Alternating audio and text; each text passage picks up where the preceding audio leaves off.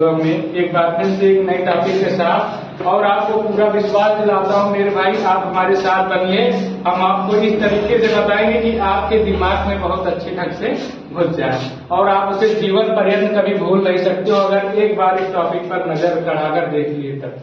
देखिए ये लिखा गया है उत्परिवर्तन। क्या लिखा है मेरे दोस्त? उत्परिवर्तन। और बोर्ड एग्जाम की दृष्टि से बहुत इंपॉर्टेंट प्रश्न है कक्षा 12 के बायोलॉजी वाले छात्रों के लिए। 100 में से 100% गारंटी है। उत्परिवर्तन से अगर प्रश्न ना फंसे तो आप इसको या पढ़ना छोड़ दीजिए, पढ़ना छोड़ देना है। आने वाले अपने नए बच्चे रहेंगे उनको भी बता देना है कि कहीं फंसता नहीं है। हर सत्र में जहाँ आप 22 का देखिए, 23 का देखिए, उसके पहले 21 वाला पेपर देखिए, हर सत्र में भैया उस परिवर्तन से एक प्रश्न फंसता है। तो आइए हम जल्दी से इसे देख लेते हैं उस परिवर्तन क्या है, कहीं हम लेट ना हो जाए इसे देखने में। तो चलो हम देखते हैं फटाफट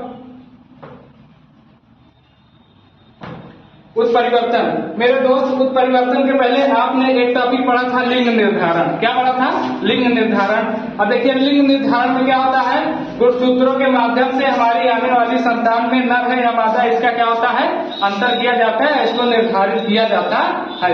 अब देखिए लिंग निर्धारण के पश्चात कभी कभी मेरे दोस्त क्या होता है कि उत्परिवर्तन की प्रक्रिया हो जाती है और इस उत्परिवर्तन की प्रक्रिया से क्या होता है, इस उत्परिवर्तन की प्रक्रिया से मेरे दोस्त जो संतान उत्पन्न होगी वो अपने माता पिता से भिन्न हो जाएगी। क्या हो जाएगी? भिन्न हो जाएगी। तो हम देखते हैं उत्परिवर्तन क्या है। उत्परिवर्तन का सिंपल सी एक परिभाषा है, जीन में अचानक से या गुणसूत्र में अचानक से होने वाले परिवर्तन को ही उत्परिवर्तन कहा जाता है। यानी कि जीन में अचानक से होने वाले परिवर्तन को क्या कहा जाएगा मेरे भाई? उत्परिवर्तन कहा जाएगा। अब देखिए उत्परिवर्तन के अंतर्गत दो विकार आता है। कितने? दो। एक होता है मेंडली विकार।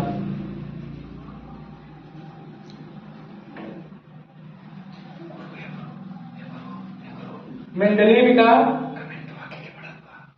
और अगला क्या है भैया? अनुमान गुणसूत्री विकार।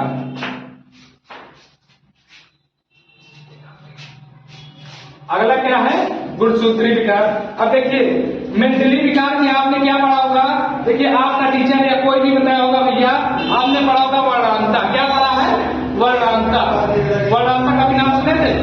इसी के अंतर्गत आता है उत्परिवर्तन के अंतर्गत मेंडली विकार में क्या आता है?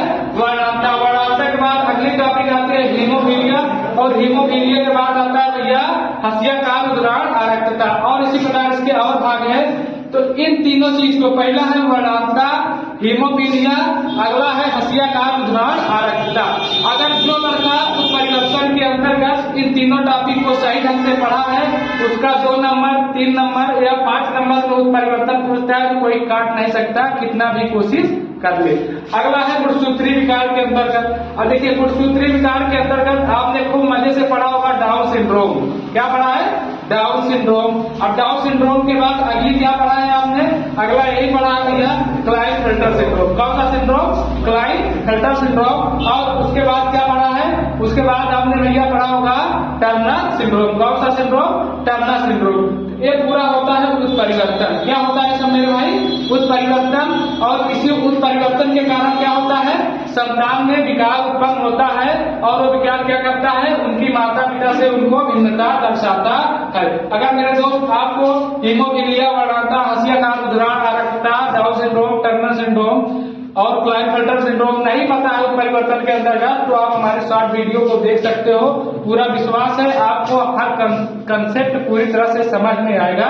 धन्यवाद।